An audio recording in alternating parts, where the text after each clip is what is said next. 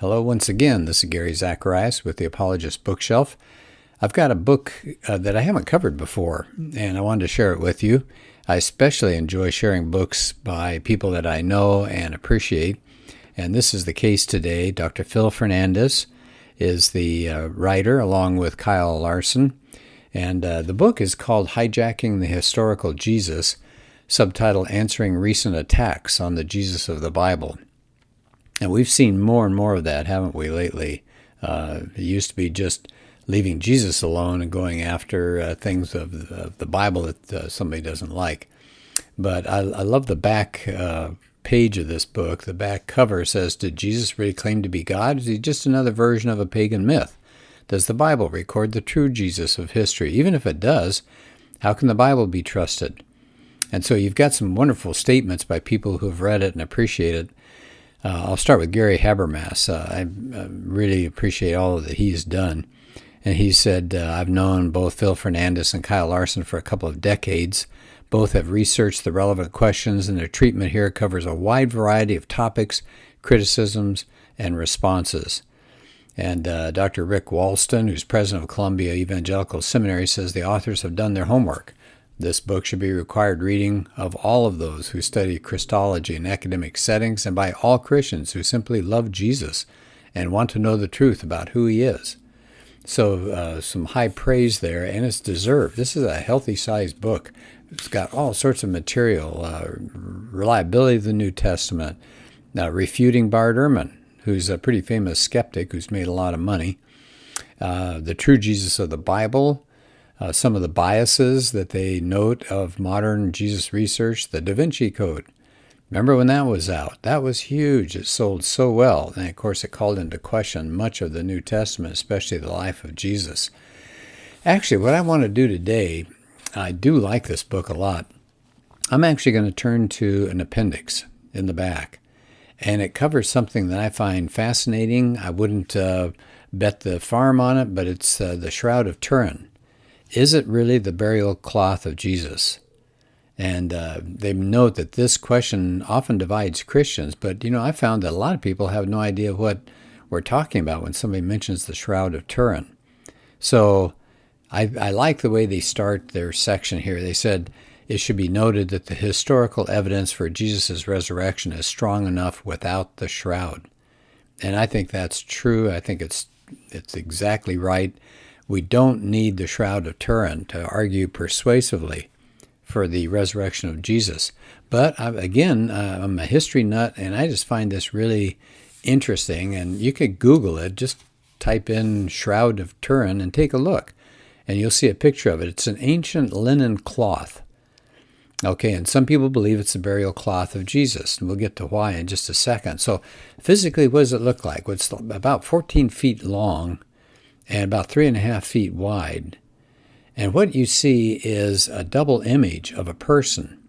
So think of it this way. The cloth gets, let's say, laid down on the ground, and a body is put upon it near the bottom half, and then the top half is folded over the top of the dead person. So you'll have, in this case, you have an image of the front of a person, and in the same person, you get an image on the back, and then you unfold it, and you got this kind of a mirror image, you might say.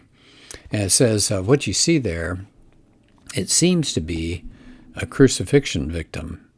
And the person is about 5'10" to 6 feet tall, weighed about 175 pounds, has Semitic features, and the body seems to be in a state of rigor mortis.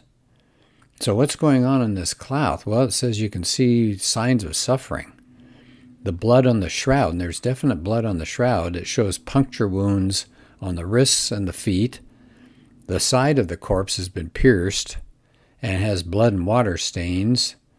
And the chest area, there are puncture wounds on the scalp.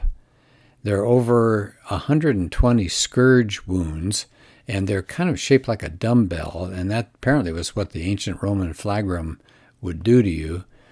And you see some shoulder abrasions, as if somebody was carrying something very heavy. There are knee contusions, indicating there are several significant falls, but there are no broken bones. For example, no broken ankles, something that they did often with crucifixion victims. And you notice that's what they did with the two that were crucified with Jesus. But not with Jesus, didn't happen to Jesus himself. And it says even the beard of the victim seems to have been violently torn. And so you add all that up, and it seems to be pretty close to what Jesus went through. Well, let's get into a few more details here. It says the blood stains are intact. Why is that important? Well, they would have been disrupted if the body had been removed from the shroud before decay set in. So it's as if the corpse somehow disappeared from the cloth, but leaving the blood clots undisturbed. The image on the shroud, if you take a look at it, the naked eye view, if you take a look at it online, it looks pretty fuzzy. It's kind of hard to figure it out. But an Italian photographer back in 1898 was the first one to photograph the shroud. And he took a look at his negative, his photographic negative, and his jaw dropped, I'm sure, because the picture showed a real person. What you're looking at with the eye, the image that's on the cloth, is a photographic negative. Isn't that crazy? But the idea of negativity wasn't known until the 19th century. So if it's a medieval forger, why would you forge something and say, in 500 years they'll invent photography and they'll do a photograph of this thing and they'll see the negative? That makes no sense. Here's something else of interest. The image that's on the shroud, it's superficial. It's just on the very surface, but the blood stains soak through it. You can see it on both sides of the shroud. So if the image of the corpse had been painted, it'd be like the blood stains. The paint would have soaked through.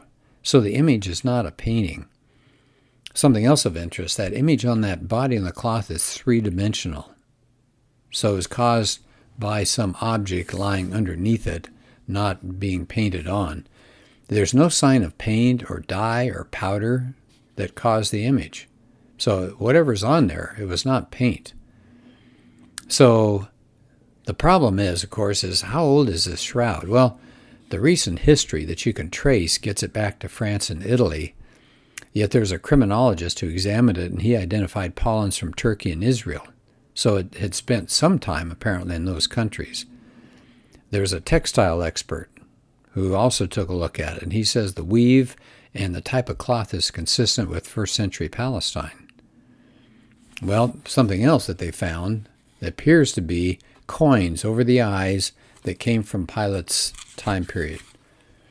Well, so what is the history of the shroud? Well, as far as real history, it goes back to 1354.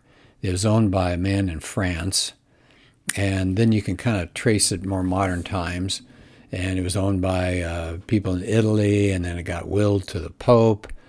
And from then on, the Roman Catholic Church is the official owner.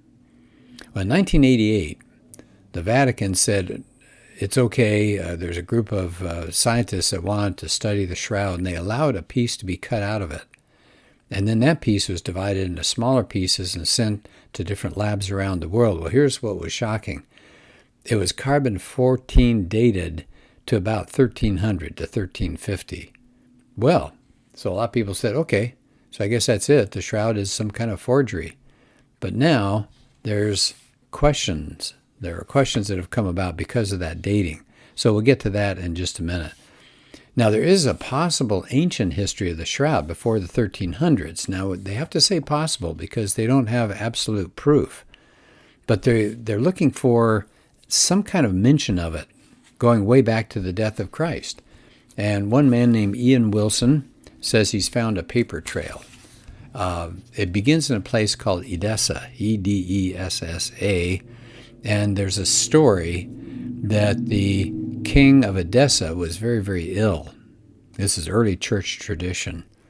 And that he heard that Jesus of Nazareth had powers to heal. So he sent for Jesus, but Jesus couldn't travel there. He was doing other things. And after his death, now remember, this is just coming from church tradition, that the Apostle Thaddeus visited the king, and he brought with him a cloth bearing an image of Jesus' face. And the research that this Wilson did had him conclude that that cloth of Edessa was actually the Shroud of Turin, but it was folded up in such a way that the only thing you could see was the face.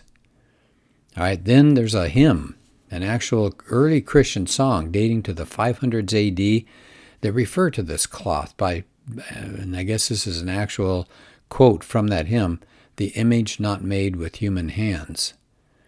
So they keep talking about the image of the face, not the body. But the shroud was folded, possibly, that would have done that. And then in the 600s, the Byzantine Emperor Justinian had gold coins made that bore Christ's image, and that image looks very close to the face in the Shroud of Turin. Then there was a pope in the late 700s AD. He wrote a sermon about the shroud. He talked about Christ's body being stretched on a white cloth, quote, leaving the glorious image of the Lord's face and the length of his whole body. Well, that sounds like the shroud. And then it brings it up to even more modern times. I think I'll skip a lot of that. But even into the 800s, how about 900 AD, the cloth is referred to as, quote, a blood-stained image of the Lord, not made by hands. And so all of these seem to indicate there is a history to it. So I will go beyond that. What about this carbon-14 dating that seems to have cast a lot of doubt on the shroud? Well, a shroud skeptic, at one time a skeptic, scientist Ray Rogers, he got to work on it. First, he believed the carbon-14 dating and thought it was, this image was a fake. But he and another man looked into it, and what they discovered was that a portion of the shroud that was tested was actually a medieval repair to the shroud. So wouldn't you know it, they clipped off and took a piece that was actually a more modern part of it. It said the portion of the shroud that got carbon-14 tested didn't represent the rest of the shroud. It was a medieval repair job. So Rogers finally says that carbon-14 dating was invalid. So he was a skeptic at first, but he's changed his mind. And then another woman, a leading textile expert, said that weave was consistent with a type in the Jerusalem area during the time of Christ. And the presence of cotton threads from medieval times distorted that carbon-14 dating. All right, so let me see if there's anything else that you might think of as interesting from this. How about this? The shroud presents an accurate depiction of a crucifixion victim. Okay, we already talked about that. But a little bit more detail. Where were the nail wounds? Not in the palm. You look at Catholic churches today, for example, or you see images of Jesus and often has holes in the palm of the hand, but that would not hold. He put a person on the cross, and this is pretty gross to talk about, but your hand would tear free. So the nails, they have discovered, would have been hammered through the wrist, where you've got bones around it that would hold you on the cross. Even things like the image shows the two thumbs drawn in toward the palm. And they said the reason that happens when you're on the cross is because of nerves and muscle connectors that will do that. So how would somebody who's doing this as a forger, how would they know those kinds of things?